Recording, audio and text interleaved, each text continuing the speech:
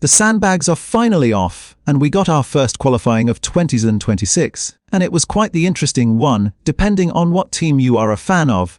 There definitely seems to be a favourite.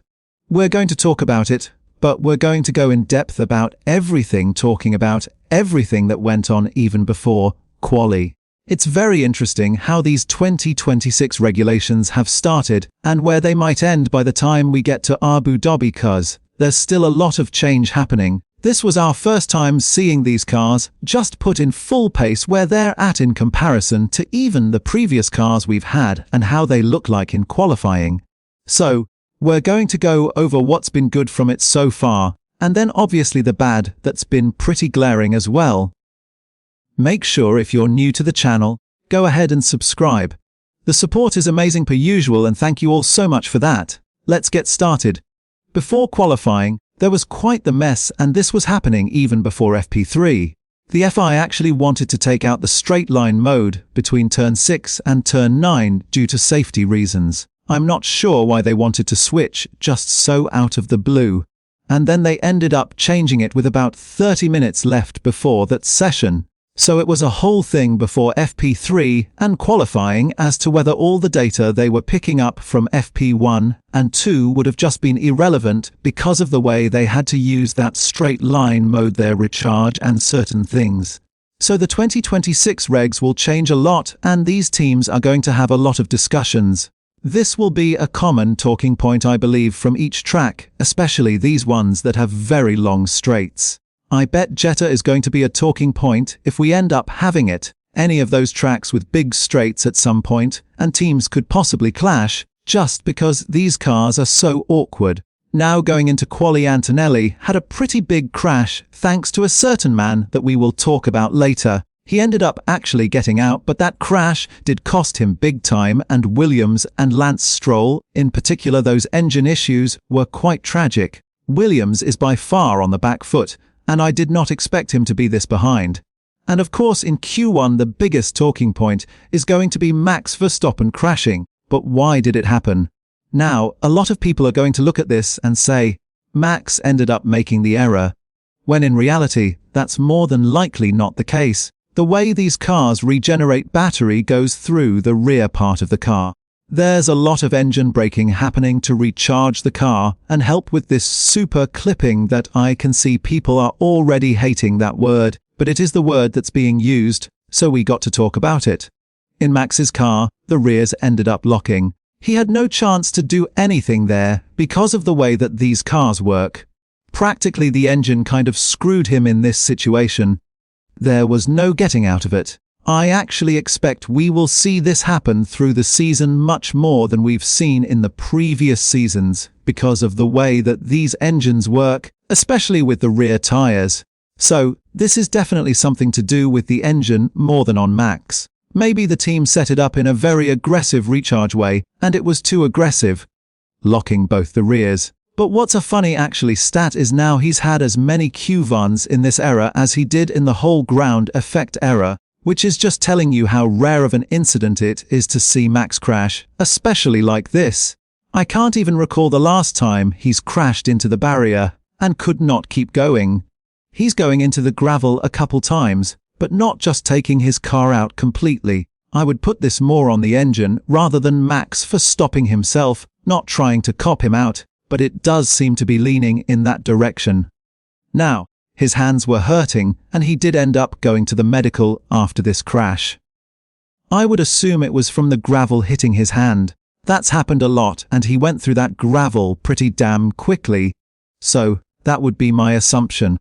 I think he's going to be pretty okay, but the hands probably are hurting after that. Cadillac actually looked pretty okay. They are still pretty far from the rest, and even Aston Martin was ahead of them, but Checo ended up beating Bolas by a solid 7-10. So pretty solid from the man from Mexico, and it was nice seeing them out on track. They're going to make a lot of development. Good job for them making their debut. I wouldn't say it was impressive, but it was nice to see.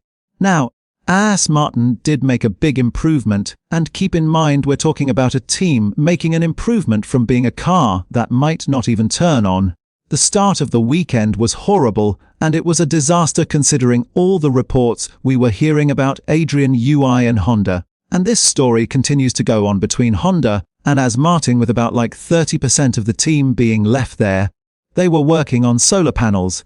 It's a mess, but it does seem like they're making some improvements with an engine that still has big issues when it comes to actually deploying that power, keeping it for a very consistent time, and the power just isn't there right now, plus weight issues with them being only 2.44 seconds away in Q1. I think they can be pretty happy with that, and only one battery in this weekend.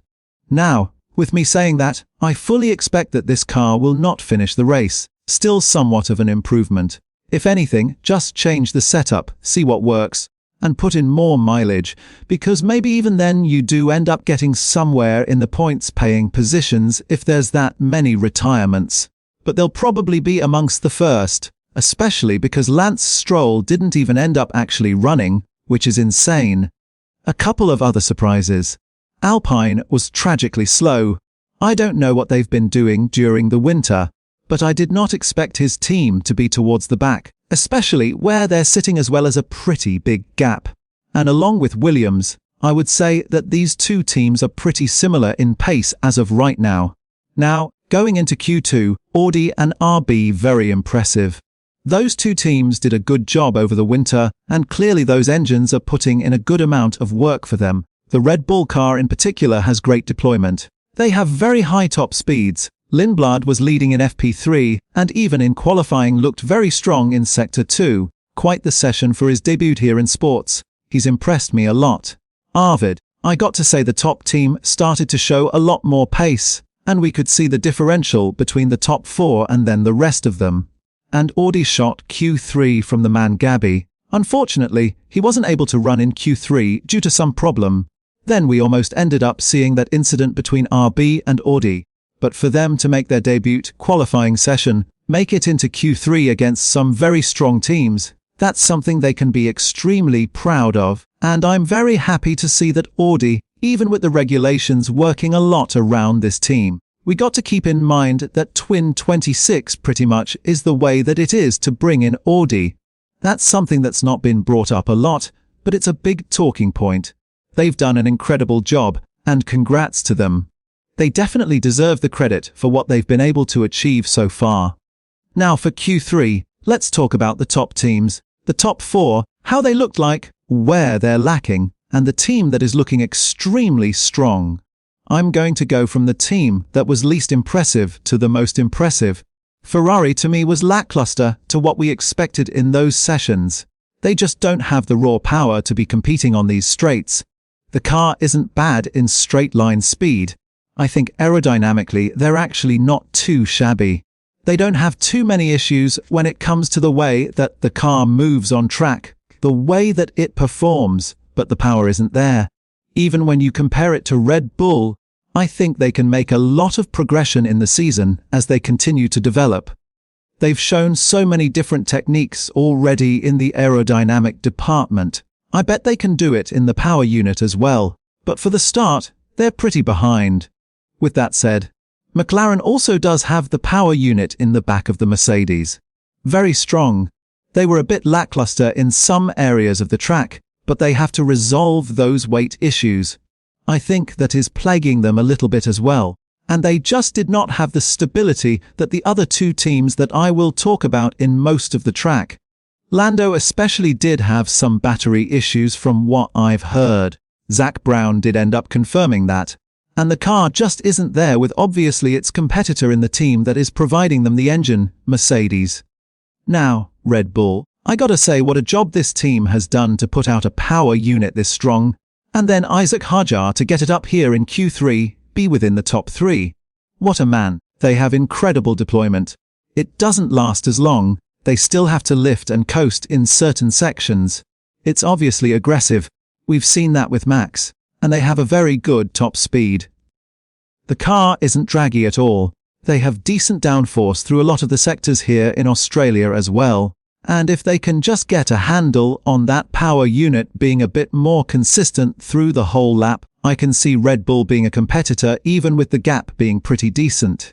Now, with that said, the strongest car by a mile, Mercedes, and it seems like the rumors were true over the winter. This car, the raw power on it was incredible. They do extremely, very little lift and coast through the track. In Sector 1 in particular, Russell, nobody was coming close to them. And while they do have super clipping in some sections, obviously between turns 9 and 10, they're always higher in the kph going through there. They don't actually have the highest top speeds all the time. But they are the most consistent engine. It's sticking with the very high speed through every part of the track, and their deployment lasts much longer than what seems like for every other team. Kimi still looks a little raw, obviously with the crash in FP3, but then even in qualifying, it stuck out that George just put it all together and looked very complete. I think a man like that, the way that he drove in Australia, if that continues, it's going to be very difficult to catch this team. Right now, they do seem to be a league above the rest. There will be a big change mid-season, probably in August when it comes to their whole engine unit, and obviously they might have like a 20 horsepower advantage because of the trick that they had. But that's all rumors. I don't want to talk about that. I want to talk about what we've seen in qualifying. That team is a team to beat, and I believe in the race they're going to be just as strong. Now they're not as reliable. That could be a key factor. We'll have to see, but they can always tone it down. And I still think they would be the strongest card. They're in a very good spot. And you got to tip your hat off to Mercedes. They've done the best job over the winter. Now, leave your thoughts down in the comments below. What did you guys believe? I know a lot of people were disappointed in Ferrari, but let me know what you thought. What do you guys think of the season so far? And we still have race day yet, which I think will be complete chaos, so that should be enjoyable. Thank you all for stopping by. Please leave a like, subscribe, it mean the world, and peace.